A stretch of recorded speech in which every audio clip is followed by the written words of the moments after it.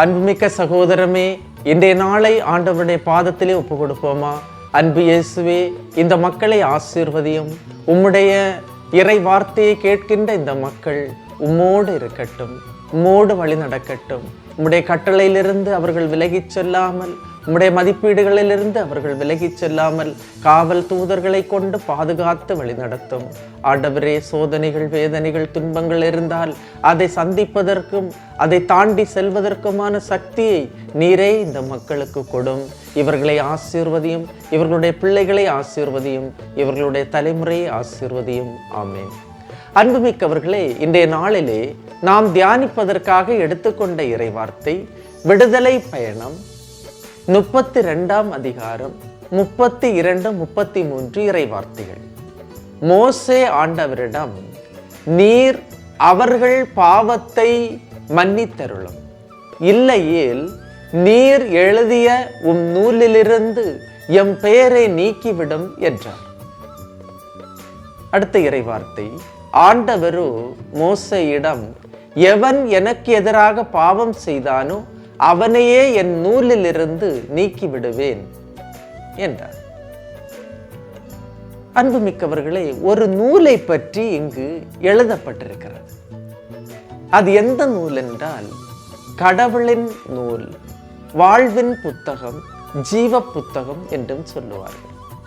கடவுளுக்கு எதிராக பாவம் செய்தவர் எவரோ அவரையே நூலிலிருந்து நீக்கி விடுவார் கடவுள்.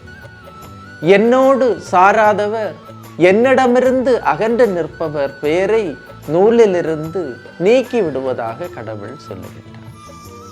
இறை வார்த்தை கேட்டு கடவுளின் அருகில் இருக்கின்ற நமது பெயர் கடவுளின் நூலில் உண்டு. கடவுள் அந்த நூலிலிருந்து நம்மை நீக்கிவிட மாட்டார். நாம் பாவிகள் என்பது கடவுளுக்கு தெரியும். நாம் பலவீனர்கள், நாம் நொறுங்கக்கூடியவர்கள், நாம் விழக்கூடியவர்கள் என்பது கடவுளுக்கு தெரியும். நான் ஒரு புழுதிக்கு சமமானவன், நான் தூசிக்கு சமமானவன் என்று எப்போது உன்னையே நீ தாழ்த்தி கடவுளுக்கு ஒப்பு கொடுத்தாயோ அப்போதே உன்னை அவர் ஏற்றுக்கொண்டார். உனது பெயர், உனது குடும்பத்தின் பெயர் கடவுளின் புத்தகத்தில் உண்டு. கண்டிப்பாக அவர் உன்னை தாங்கி நடத்துவார். இன்று நாம் நன்றி சொல்வோமா? கடவுளே, நான் பாவியாக இருந்த போதும், தகுதியற்றவனாக இருந்த போதும் எனது பெயரை உம் நூலிலிருந்து எடுத்து விடாமல் இருப்பதற்காக உமக்கு நன்றி கூறுகின்றேன். நம்பிக்கையோடு பயணியுங்கள்.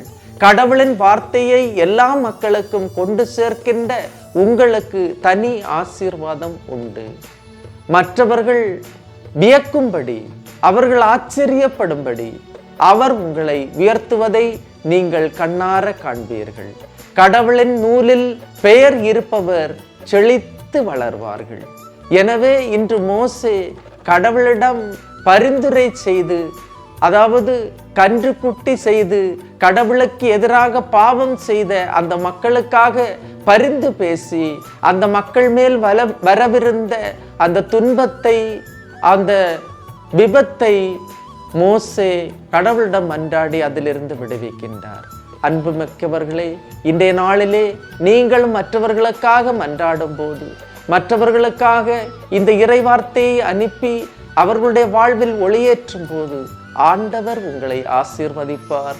வாழ்வின் நூலில், கடவுளின் நூலில் நீங்களும் என்றும் மகிழ்ச்சியோடு இருப்பீர்கள். எல்லாம் வல்ல இறைவன், தந்தை, மகன், தூய ஆவியார் உங்களையும் உங்கள் குடும்பத்தையும் நிறைவாய் ஆசீர்வதிப்பாராக. ஆமீன். இயேசுவுக்கே புகழ், இயேசுவுக்கே நன்றி. மரியே வாழ்க.